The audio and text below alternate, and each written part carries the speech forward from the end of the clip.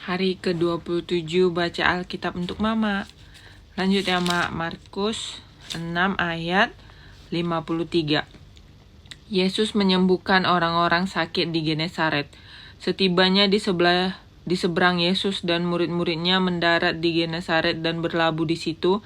Ketika mereka keluar dari perahu, orang segera mengenal Yesus. Maka berlarilah mereka ke seluruh daerah itu dan mulai mengusung orang-orang sakit di atas tilamnya kepada Yesus. Di mana saja kabarnya ia berada, kemanapun ia pergi, ke desa-desa, ke kota-kota, atau ke kampung-kampung, orang meletakkan orang-orang sakit di pasar dan memohon kepadanya, supaya mereka diperkenankan hanya menjamah jubahnya saja, dan semua orang yang menjamahnya menjadi sembuh. Perintah Allah dan adat istiadat Yahudi. Pada suatu kali serombongan orang Farisi dan beberapa ahli Taurat dari Yerusalem datang menemui Yesus.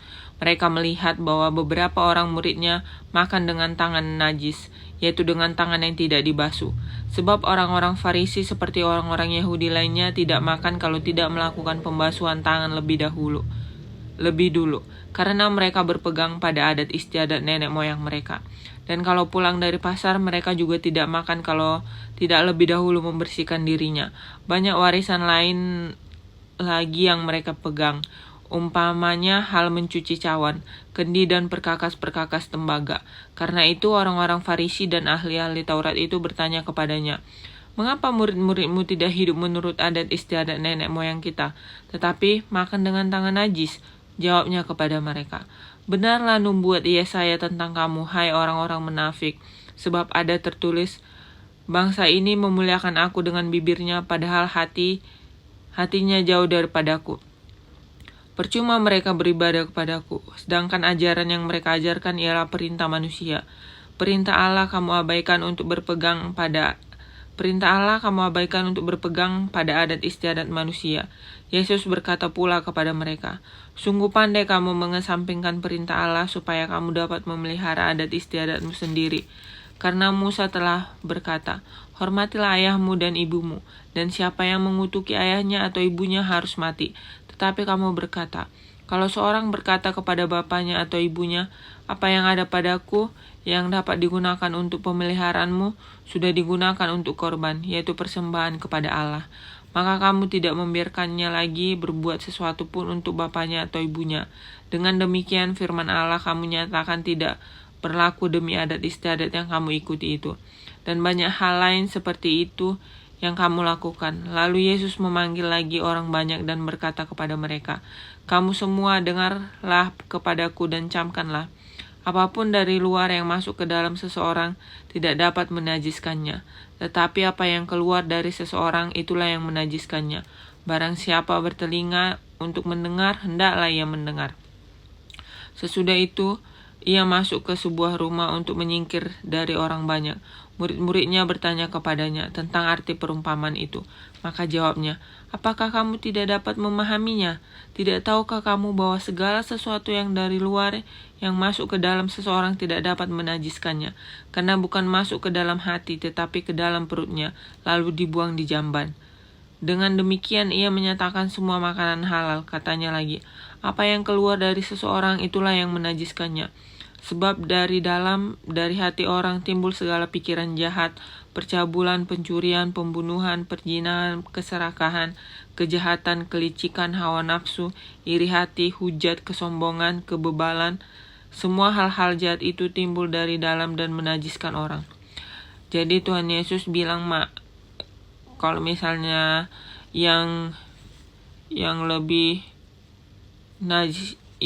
najis itu kalau misalnya kita suka mengucapkan kayak omong-omongan kotor, tidak sopan, suka berbohong juga, suka mencaci maki orang lain.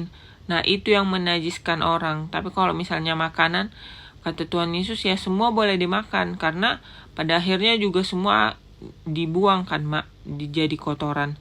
Tapi kalau misalnya perkataan kita itu bisa, misalnya kita mengatakan sesuatu yang jahat sama seseorang, perkataan itu bahkan mungkin bisa jadi seumur hidupnya diingat dia, menjadi kepahitan di dalam hatinya. Jadi nggak boleh, tidak boleh berkata yang tidak baik. Oke? perempuan Siro Fenisia yang percaya. Lalu Yesus berangkat dari situ dan pergi ke daerah Tirus. Ia masuk ke sebuah rumah dan tidak mau bahwa ada orang yang mengetahuinya, tetapi kedatangannya tidak dapat dirahasiakan. Malah seorang ibu yang anaknya perempuan kerasukan roh jahat segera mendengar tentang dia, lalu datang dan tersungkur di depan kakinya. Perempuan itu seorang Yunani, bangsa Siro Fenisia. Ia memohon kepada Yesus untuk mengusir setan itu dari anaknya. Lalu Yesus berkata kepadanya, "Biarlah anak-anak kenyang dahulu, sebab tidak patut mengambil roti yang disediakan bagi anak-anak dan melemparkannya kepada anjing." Tetapi perempuan itu berkata, "Benar Tuhan, tentang anjing yang di bawah meja juga." "Benar Tuhan, tetapi anjing yang di bawah meja juga makan remah-remah yang dijatuhkan anak-anak." Maka kata Yesus kepada perempuan itu, "Karena kata-katamu itu, pergilah sekarang, sebab setan itu sudah keluar dari anakmu." Perempuan itu pulang ke rumahnya, lalu didapatinya anak itu berbaring di tempat tidur. Setan itu sudah keluar. Yesus menyembuhkan seorang tuli. Kemudian Yesus meninggalkan pula daerah Tirus dan dengan melalui Sidon pergi ke daerah Galilea di tengah-tengah daerah Dekapolis.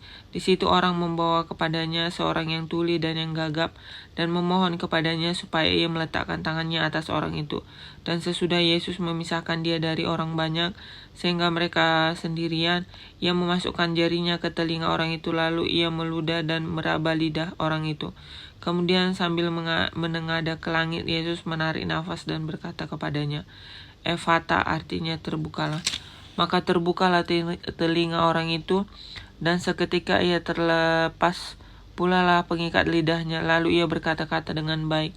Yesus berpesan kepada orang-orang yang ada di situ supaya jangan menceritakannya kepada siapapun juga, tetapi makin dilarangnya mereka, makin luas mereka memberitakannya.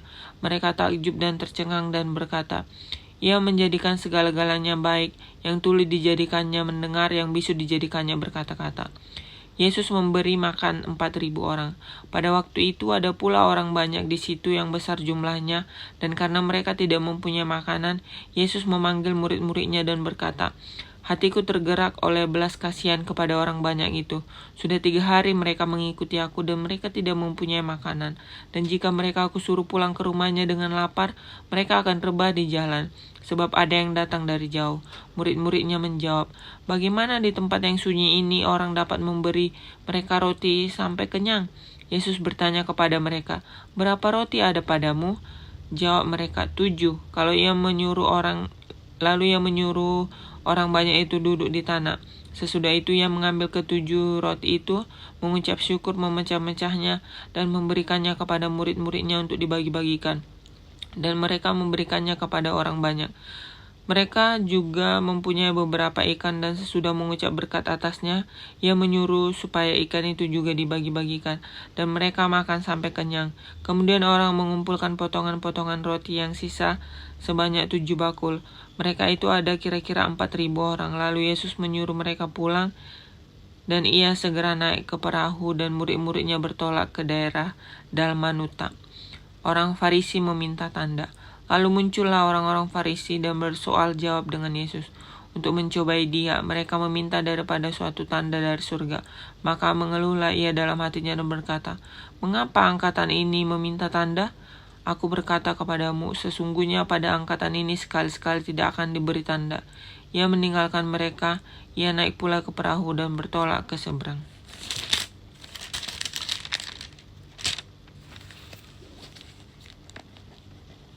Oke. Sampai di sini pembacaan kita hari ini. Besok kita lanjut ya, Mak. Tuhan Yesus, terima kasih malam ini aku dan Mama aku masih boleh mendengarkan firman-Mu. Biarlah firman-Mu Tuhan berakar, bertumbuh dan berbuah dalam hidup kami.